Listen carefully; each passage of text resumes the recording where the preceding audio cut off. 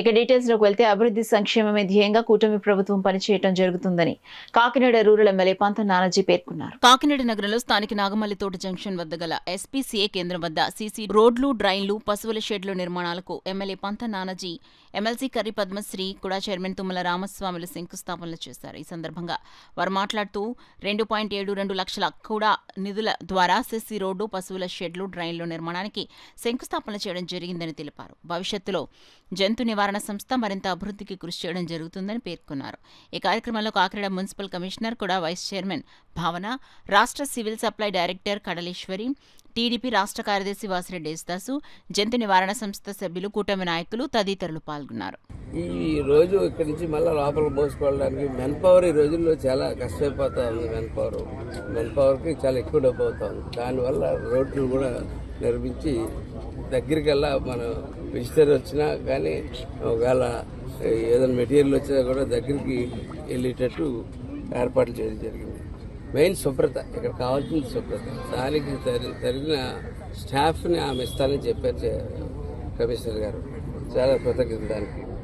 అలాగే ప్రధానంగా నేను ఇందులో డ్రైన్స్ ఇంక్లూడ్ అయ్యలేదో నాకు ఐడియా లేదు. డ్రైన్ ఇంక్లూడ్ అయితే మటుకు డ్రైన్స్ చాలా మంచిది. డ్రైన్ లేకపోతే డ్రైన్ ఇంక్లూడ్ అవ్వాల్సిన అవసరం ఉంది. అట్లాగే దీన్ని ఎప్పటికప్పుడు క్లీన్ చేయడానికి ప్రతిదానికి కూడా స్టాఫ్ ఇస్తానందుకు చాలా సంతోషిస్తూ ఉన్నాను. గోసేవ చేసుకోవడం అన్నది అందరికీ పుణ్యం. దీన్ని కొంచెం వైడ్ పబ్లిసిటీ చేసి, ఎందుకంటే అనేక మంది దాతలు ఉన్నారు నిజంగా కూడా ఎలా చేయాలో ఏంటో తెలియదు.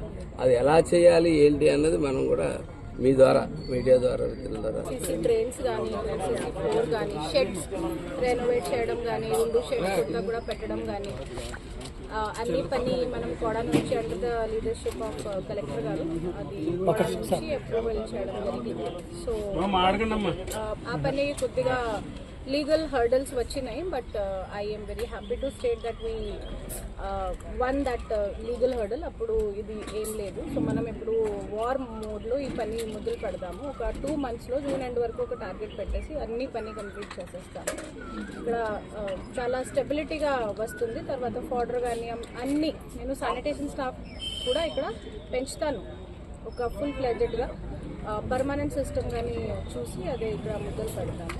మన రూరల్ ఎమ్మెల్యే గారు పంత నానాజీ గారు, అలాగే కలెక్టర్ గారు కానీ, మాకు కూడా వైస్ చైర్మన్ భావన గారు, ఎమ్మెల్సీ పబ్లిసిటీ గారు, వీళ్ళందరూ కూడా దీన్ని ఏదో ఒక మంచి కార్యక్రమంగా గోవులు ఎక్కడ ఇబ్బంది పడకూడదు, వర్షాకాలం అయితే మరి ఇబ్బంది పరిస్థితులు ఉన్నటువంటి దృష్టిలో పెట్టుకుని పర్మనెంట్గా ఒక మంచి కార్యక్రమం చేపట్టాలనే ఉద్దేశంతో కలెక్టర్ గారు అడిగిన వెంటనే కౌడా నుంచి చైర్మన్గా నేను కానీ, వైస్ చైర్మన్ భావన గారు కానీ వెంటనే బోర్డు మీటింగ్లో డిస్కస్ చేసి 2,65,00,000 నిధులు కేటాయించి 3 పనులుగా 3 విభాగాలుగా ఇక్కడ ఏదైతే ఉపయోగపడుతుందో ప్రజలందరూ ఏమడుగుతూ ఉన్నారో ఈ సేవలను ఎవరైతే మెయింటైన్ చేస్తూ ఉన్నారో వారందరూ అభిప్రాయాలు తీసుకుని ఇక్కడ పర్మనెంట్గా వర్క్ చేయడం జరుగుతుంది.